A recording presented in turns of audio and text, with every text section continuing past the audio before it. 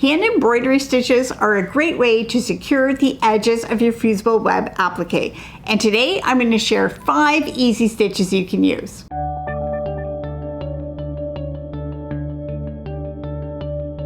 Welcome to Epida Studio. My name is Elizabeth and I help you make beautiful things with quilting, pujagi, and embroidery.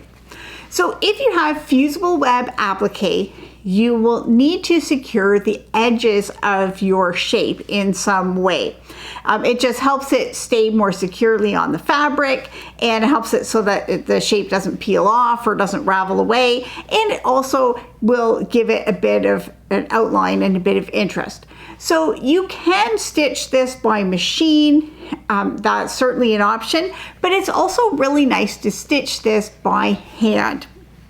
And so today I'm going to show you 5 different stitches that you can use to finish off the edges of a Fusible web applique.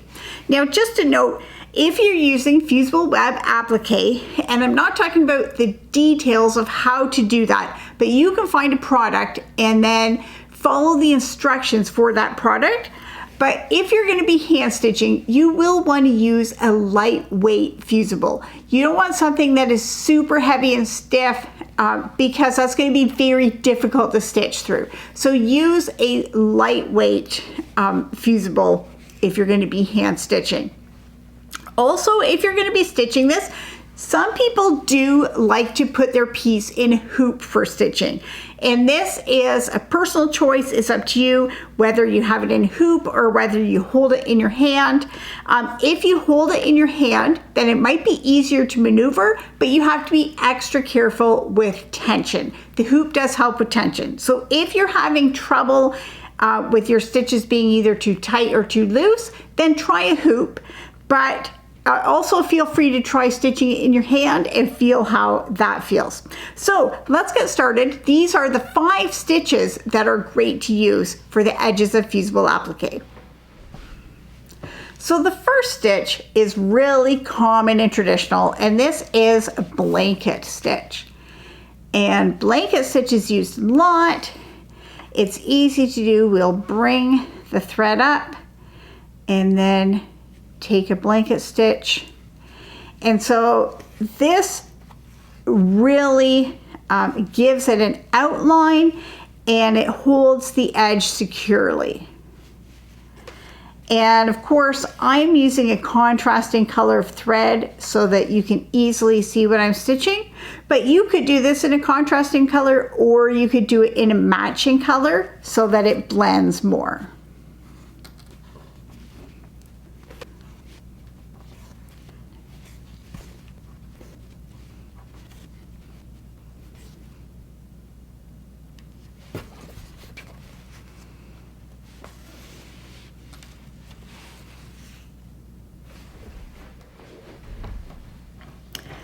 The next option is just to stitch this with an overcast stitch.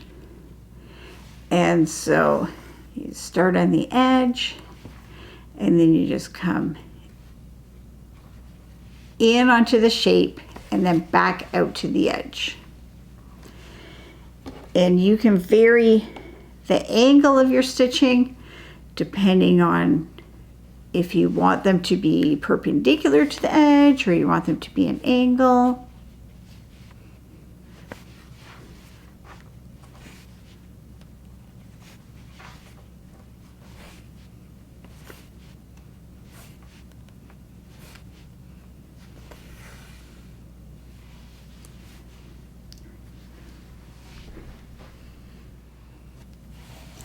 The next stitch is herringbone stitch. And this one gives a really fancy kind of edge to it.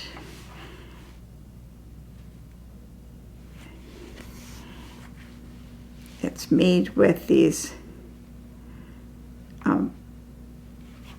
back stitches on alternating sides, and that gives us this row of crossed lines.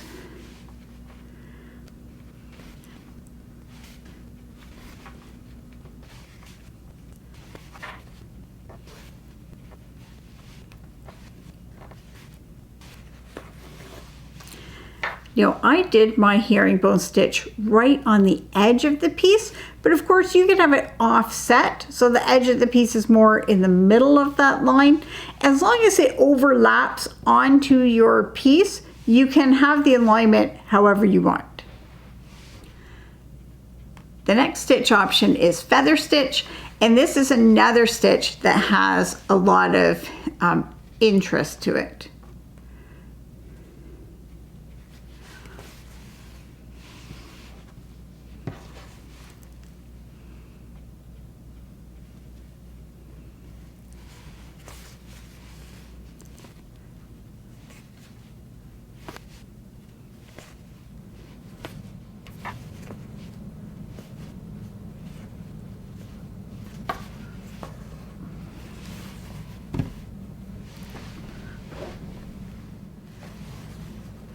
The last option that I have is cross stitch, and this is similar to this overcast stitch. I'm going to do it in a similar way, but I'm going to have my stitches come in at an angle, but then I'm going to go straight out to the edge instead of out at an angle like I did with these. And I'm going to do this just like you would stitch a row of cross stitch. And these cross stitches aren't going to be perfectly square because I'm stitching this on a curved edge.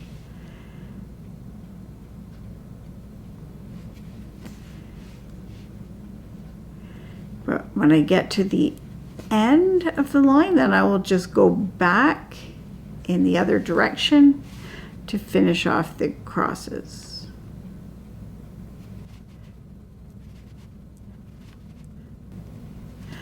So there's what I have. I'm not going to be able to finish off the whole row because I ran out of thread, but you can see what the cross stitch would look like on that edge.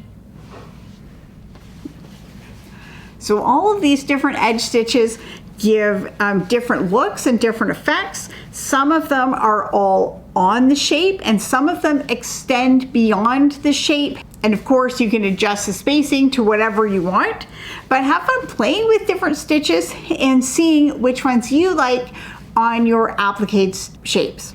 And if you want to see some pictures of applique pieces that I've done with different stitches, you can click the link below to go to the related post, and I have some photos of actual applique pieces with different stitches, and you can see what it looks like in a real project. So for more quilting and embroidery tutorials and inspiration, you can go to my website, epidastudio.com.